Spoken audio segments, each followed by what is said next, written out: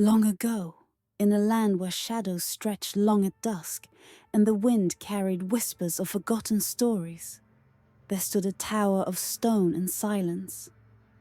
Rapunzel lived within its walls, her world confined to the echo of her own breath, the rustle of wind against the narrow window, and the weight of her golden hair pooling around her like liquid sunlight.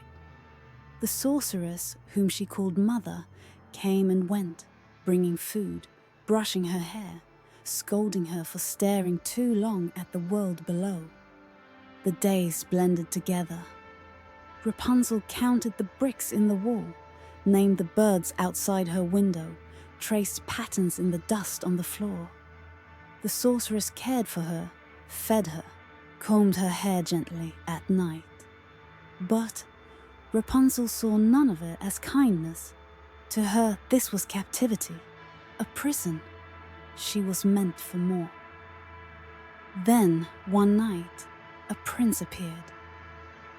His voice was warm like summer, his eyes filled with adventure. He called her beautiful, called her special. He promised her freedom. "Let down your hair," he whispered, and she did. He climbed up with ease, his hands firm against her waist as he pulled her into an embrace. His scent, earthy, real, filled her senses. They spoke for hours, their words spinning dreams of open roads and bustling villages. He told her he would take her away, that she was never meant to be caged in this tower.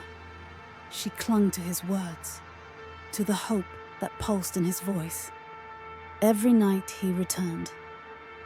Every night they whispered beneath the stars. And finally he told her, "Tomorrow we leave." That night, the prince led her into the village. Rapunzel drank in the world with wide, tearful eyes.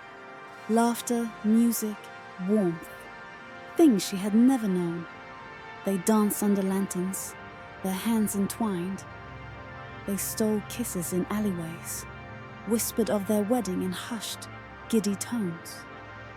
She could scarcely believe it was real, that she was truly free. They wandered through the market, where merchants called out, offering fabrics as soft as clouds and fruit sweeter than honey. She ran her fingers over silks, tasted the burst of fresh berries against her tongue. Children weaved between stalls, giggling, their small hands grasping wooden toys. A baker pressed a warm pastry into her hands, the scent of cinnamon and sugar curling in the night air. The prince laughed as he wiped a crumb from her lip, his touch sending shivers down her spine. A festival erupted in the town square, flames flickering in the darkness as performers twirled, their bodies moving in hypnotic, impossible ways. Music filled the air, a melody that wrapped around her like an embrace. The prince pulled her onto the cobbled streets, spinning her into a dance. The world around her blurred into light and sound and joy. She had never laughed like this, never felt the earth beneath her feet in such a way. The people cheered, their faces bright and full of life. She saw a woman selling books, their spines gold embossed, whispering of worlds beyond the ones she knew. A man played a violin, the notes soft and aching. A storyteller spoke of lost kingdoms and cursed lovers. Rapunzel clung to every word, every sound, every sensation. And then, beneath a willow tree, the prince pulled her close. "Marry me," he breathed, his forehead resting against hers. Tears welled in her eyes. Yes. The world held its breath as he kissed her, the stars above blinking in approval. In that moment, she knew. This was where she belonged. She had never felt so alive. Then she woke up. Cold stone walls, a single window. Her hair sprawled around her like chains. She sat up, breath quick, hands trembling. The prince was gone. The village was gone. A dream. Just a dream. But then, the next night, he came again. And again, he took her away. She lived in two worlds.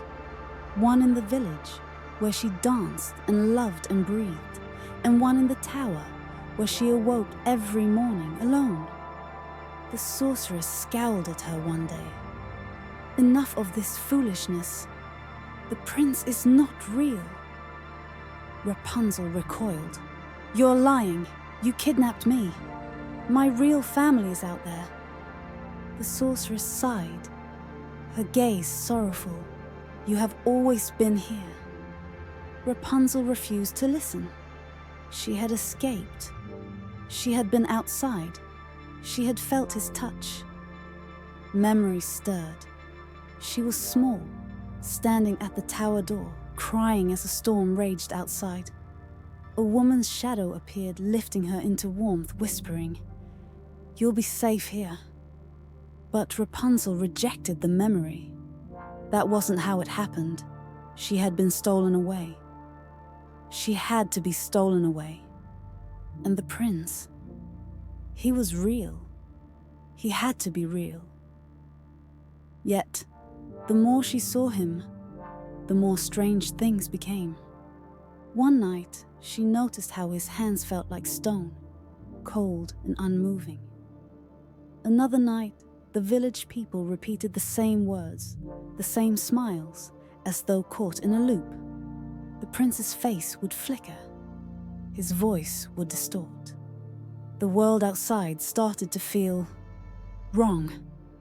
She clung to him desperately. "Tell me you're real." He smiled, but it didn't reach his eyes. "We are happy, aren't we?" Her stomach twisted. The town never changed.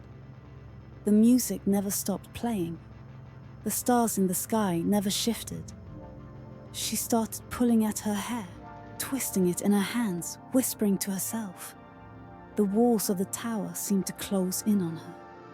The prince's face became blurred, shifting, his eyes hollow. Then the sorceress shouted at her, "Wake up, Rapunzel! Look at what's in front of you." And Rapunzel did. The town never existed. The prince was never real. The memories shattered, splintering into dust. She had never left. There had never been a prince climbing her hair. There had never been a wedding to plan, a future to chase. She had sat in this tower, talking to shadows, dancing with ghosts. A grave truth settled over her, suffocating. She staggered back, shaking her head. No, this wasn't right. It had to be real. He had to be real. If none of it was real, then what was left? The sorceress reached for her.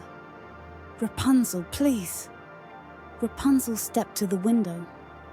She reached for the golden strands that had bound her to this tower for so long. With trembling hands, she grasped a shard of glass from the floor and sawed through the thick locks. The weight of it fell away, tumbling out of the window like a golden river. She peered over the edge at the endless sky and the cruel, uncaring ground below. She could still hear him, calling to her, whispering promises of another world where they could be together. One step. That's all it would take. The sorceress lunged, screaming. Rapunzel let go. The wind swallowed her final breath. The golden hair unraveled, untethered at last. The sorceress fell to her knees, her cries lost in the cold silence. She remained there for hours, holding Rapunzel's broken body, whispering apologies the girl would never hear. And from the grave below, the wind carried a whisper. "We are happy, aren't we?" Thank you for joining us in the world of Twilight Fables. If you enjoyed this tale, and want to hear more stories like this, please subscribe and hit the notification bell for more.